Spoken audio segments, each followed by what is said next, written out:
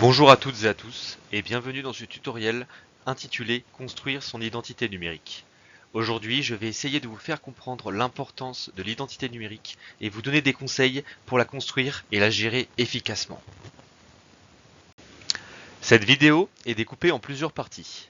Dans un premier temps, je vais définir ce qu'est l'identité numérique. Ensuite, nous allons apprendre comment construire et gérer son identité numérique. Et enfin, je partagerai avec vous des bonnes pratiques pour mieux protéger votre vie privée en ligne. Commençons par définir ce qu'est l'identité numérique. L'identité numérique constitue l'ensemble des informations disponibles sur Internet permettant d'identifier une personne ou une entité. Ces informations peuvent inclure vos comptes sur les réseaux sociaux, des blogs, sites web, des commentaires que vous auriez pu mettre sur une vidéo YouTube et bien plus encore. Maintenant que nous savons ce qu'est l'identité numérique, découvrons pourquoi elle est si cruciale pour renforcer votre présence en ligne et gérer votre réputation. En effet, vous commencez peut-être à vous demander pourquoi l'identité numérique est si importante. Eh bien, il y a plusieurs raisons à cela. Tout d'abord, elle renforce votre présence en ligne, ce qui peut être essentiel pour le développement de votre carrière ou de vos futurs projets, tels que l'obtention d'un gros contrat ou bien décrocher un job dans une boîte, etc. De plus, contrôler votre image et votre réputation en ligne est crucial pour gérer la perception des autres à votre égard. Enfin, protéger votre vie privée et vos données personnelles est de plus en plus important dans notre monde numérique. Pour commencer à construire votre identité numérique, vous devez d'abord comprendre où vous en êtes. La première étape pour construire votre identité numérique consiste à faire un bilan de votre situation actuelle.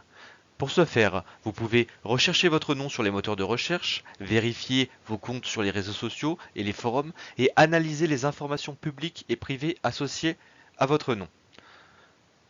Prenez note de ce que vous pourrez trouver car cela vous aidera à identifier les aspects à améliorer. Bien, si vous en êtes arrivé à cette étape, c'est que vous avez une idée de votre identité numérique actuelle. Il est temps de définir vos objectifs. Posez-vous les questions suivantes. Quelle image souhaitez-vous véhiculer? Quelles informations souhaitez-vous partager? Quels sont les objectifs personnels et professionnels en ligne? La réponse à ces questions vous aidera à orienter vos efforts dans la construction de votre identité numérique. La troisième étape pour construire votre identité numérique consiste à créer et optimiser vos comptes en ligne. Cette étape est essentielle pour assurer une présence en ligne active et cohérente qui renforce votre image.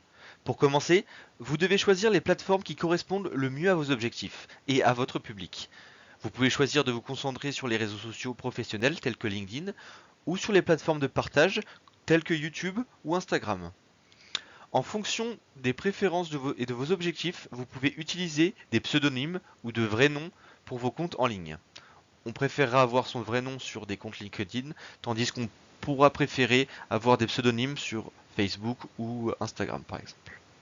Une fois que vous avez créé vos comptes, il est important de compléter et personnaliser vos profils pour refléter votre image, professionnelle ou personnelle. Assurez-vous d'inclure une photo professionnelle de haute qualité et une description précise de vos compétences, centres d'intérêt, motivation, etc. N'oubliez pas d'inclure également des liens vers vos autres comptes en ligne pour faciliter la navigation vers eux. Enfin, pour optimiser vos comptes en ligne, vous devez vous assurer que votre présence en ligne est cohérente et à jour. Publiez régulièrement des mises à jour de votre statut, des photos et des vidéos en lien. Interagissez avec d'autres utilisateurs en commentant et en partageant leur contenu pour renforcer leur réseau par exemple. C'est avec cela que vous pourrez optimiser vos comptes en ligne.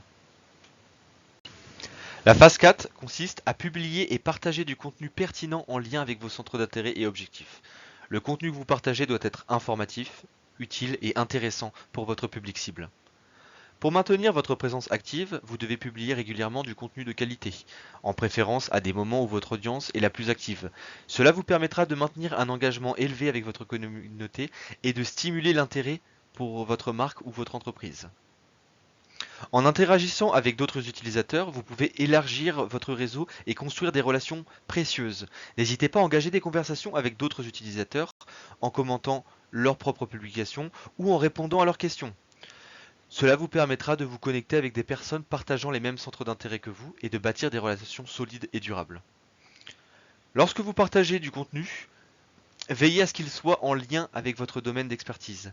En partageant des articles des vidéos ou des images de qualité, vous renforcerez votre crédibilité et votre autorité dans votre domaine. Vous pouvez également utiliser ces contenus pour susciter des discussions, stimuler l'engagement et créer des dialogues avec votre communauté. Une fois que vous avez établi une présence en ligne solide, il est important de surveiller régulièrement votre identité numérique. La gestion de votre identité numérique implique de contrôler votre e-réputation en utilisant des moteurs de recherche pour rechercher votre nom et voir ce que l'on dit de vous sur Internet. Il est également important de mettre à jour régulièrement vos comptes et informations en ligne pour vous assurer qu'elles soient correctes. Cela inclut la mise à jour de vos profils, réseaux sociaux, sites web, blogs, etc. Si vous trouvez des contenus indésirables ou obsolètes, il est important et même essentiel de les supprimer ou de mettre à jour pour éviter qu'ils n'affectent négativement votre image en ligne. Cela peut inclure des commentaires négatifs sur vos publications, des photos ou vidéos embarrassantes, telles qu'une vidéo de vous à une soirée un petit peu trop arrosée et vous ne voudriez pas que votre patron la trouve. En gérant efficacement votre identité numérique, vous pouvez protéger votre réputation en ligne et maintenir une image positive auprès de votre public cible. En gardant une trace régulière de votre présence en ligne et en la mettant à jour régulièrement, vous pouvez vous assurer que votre identité numérique vous reflète de la meilleure des manières possibles. La dernière étape consiste à protéger votre vie privée. Pour y parvenir, il est important d'utiliser des mots de passe forts et uniques pour chaque compte que vous possédez. Cela peut aider à prévenir les accès non autorisés à vos informations personnelles et à prévenir le vol d'identité en ligne. Une autre mesure de sécurité que vous pouvez prendre est d'activer l'authentification à 2 facteurs pour une sécurité renforcée. Cela nécessite une deuxième forme de vérification pour accéder à vos comptes en ligne, tel qu'un code envoyé à votre téléphone ou une empreinte digitale.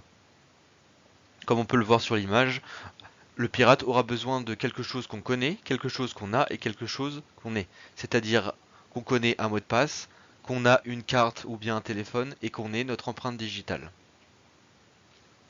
Enfin, il est essentiel d'éviter de partager des informations sensibles en ligne. Les informations personnelles telles que votre numéro de sécurité sociale, vos informations bancaires, vos adresses personnelles, des photos trop compromettantes doivent être gardées confidentielles et ne doivent pas être partagées en ligne.